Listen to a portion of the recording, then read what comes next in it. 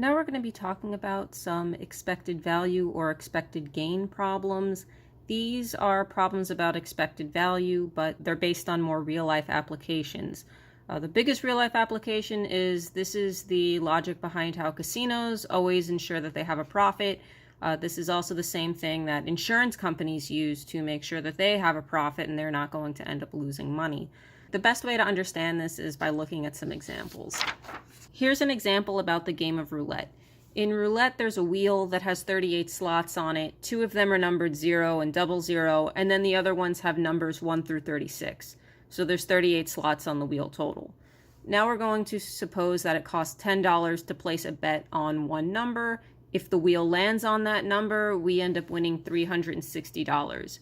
That means that we profit $350.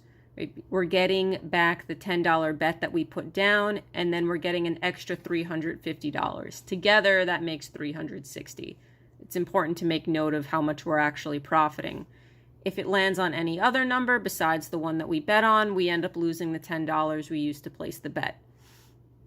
Now we're being asked to first write a probability distribution for the amount of money made from the gambler's perspective, and then to find the expected value. This could also be worded as expected gain instead of expected value.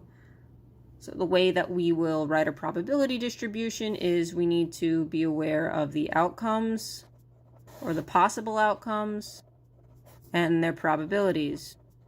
So our first possible outcome is we could win, and then the other thing that could happen is we could end up losing. So if the person placing the bet wins, they end up making $350, so they get $350. The probability of that, well, there's 38 slots on the wheel and we can only pick one possible number, so the probability of winning is 1 out of 38.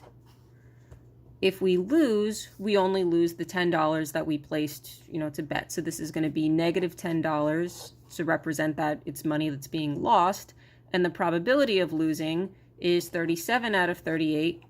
Because there's 37 other numbers on the wheel that it could potentially land on, causing us to lose. So this is everything we would need to do for part A of the problem. Part B of the problem is asking us to find the expected value. So we're going to go back to this formula from the last video, and we're going to use that to find our expected value, because expected value is another term for the mean. Right, so this is the same thing as the mean. Right, so we know our mean is equal to the sum of each possible outcome times its probability. So this will be 350 times 1 over 38 plus negative 10 times 37 over 38. This works out to be negative 0.53 or negative 53 cents. What this means in the context of the real-life application is that, let's say somebody plays this game infinitely many times, or many, many, many times. And every time they win, they note how much they win. Every time they lose, they make a note of it. So they sum up all of their wins and losses. They're going to be adding up some 350s and a lot more negative 10s. And then if they were to take the average of that, divide by the number of times they played, the average would come out to be around negative 53 cents.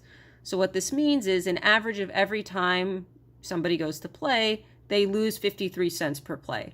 If we were to look at this from the casino's perspective, every time somebody plays this game, they're gaining about 53 cents.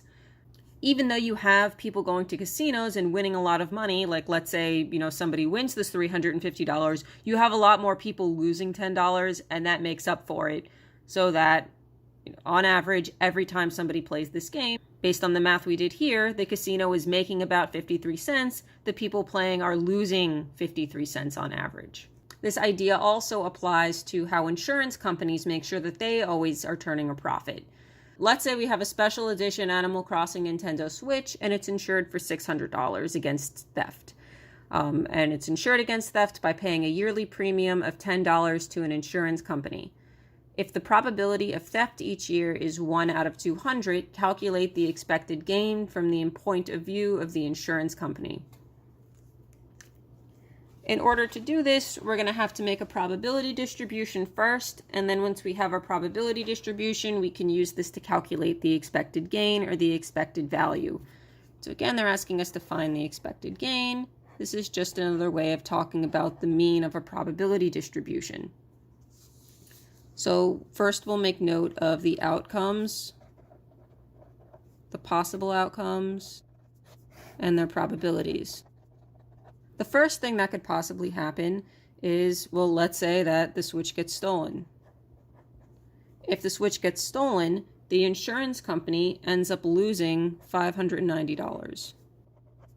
They lose $590 of their own money. The $10 premium we can consider to be the customer's money. So they're only out $590 to, those add up together to give us $600, $590 and 10.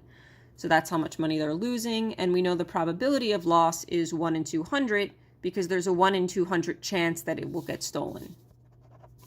The other thing that could happen is, let's say it doesn't get stolen.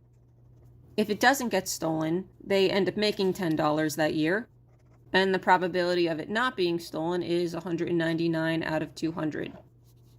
If we were just asked to construct a probability distribution for this scenario, this would be all that we'd have to do, but we were asked to find the expected gain or expected value, so there's a little bit more work we have to do.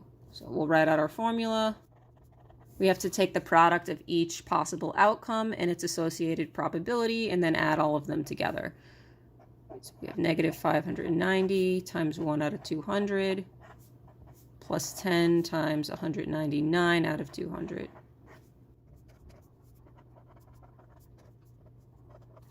So we calculate our expected gain and we end up getting $7. So let's say a lot of people, have similar insurance policies on things. What this means is, on average, they're making about $7 a year for each one of these policies they have out. Some of the things that are insured are going to be stolen, and they're going to have to lose $590 for that, but they have a lot more people that are getting insurance and their objects aren't stolen, and they're making $10 a year off of all of those people. And it averages out to them making about $7 per insurance policy. Here's one more example. You should stop the video here and try and work it out yourself, and then continue the video and watch me go through the solution with you. So here we're told that we have a game and we're rolling a die in this game. It costs $2 to place a bet. If the die lands on the number 1 or 2, you win $5. If the die lands on any other number, you lose the $2 you used to place the bet. First, we're being asked to construct a probability distribution. Then we're being asked to find the expected gain from the player's point of view. For our probability distribution, we need to know what the possible outcomes are, and we need to know their probabilities. The first possible outcome is we could win, and then the other possible outcome is we could lose. If we lose, you lose your $2 bet, so we'll represent that with negative $2, or a loss of $2.